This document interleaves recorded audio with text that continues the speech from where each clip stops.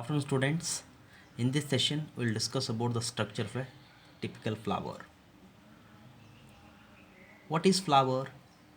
Flower is a reproductive part in angiosperms, means flowering plants. Already you have studied the structure of a flower in morphology of flowering plants. So then also in second year, in second chapter, that is sexual reproduction of flowering plants, the structure of flower is once again revised for you. So that's why we'll discuss the structure of a flower. After that, we'll in detail study about the reproductive parts of that flower.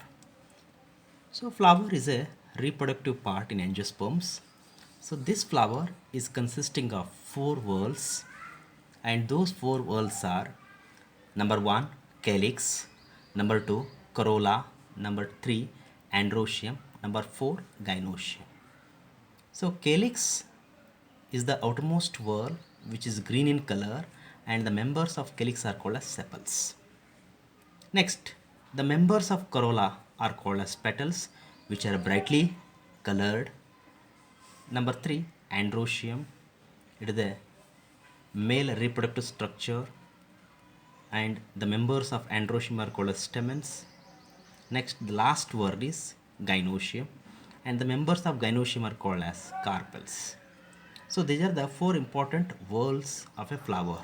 If a flower possesses all these whorls, then that flower is said to be perfect flower. So now we'll study in detail about those components of a flower practically.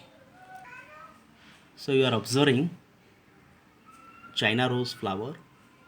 So here you are observing, I'll show you the details of this flower. So this part especially, so this part what you are observing, so this is calyx. So once again please see this flower. So this is calyx. Next means the members of calyx are called as sepals, and this flower is showing gamosepalous condition, means sepals are fused. Next, so red colored structures what you are observing, so these red colored structures are nothing but petals which are brightly colored, and these petals are going to attract the different pollinating agents so as to achieve pollination. Next, you are observing this tube-like structure.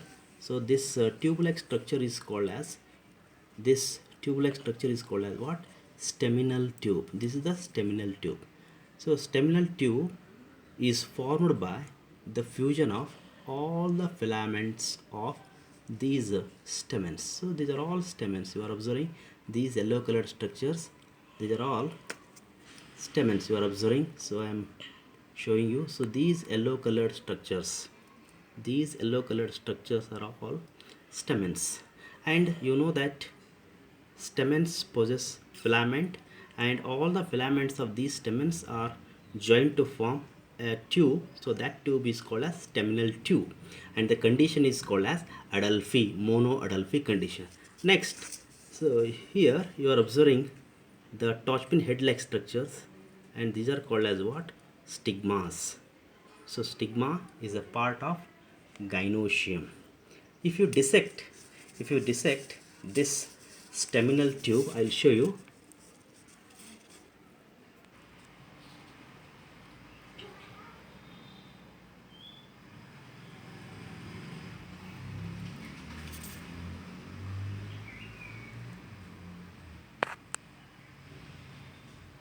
These are the stamens.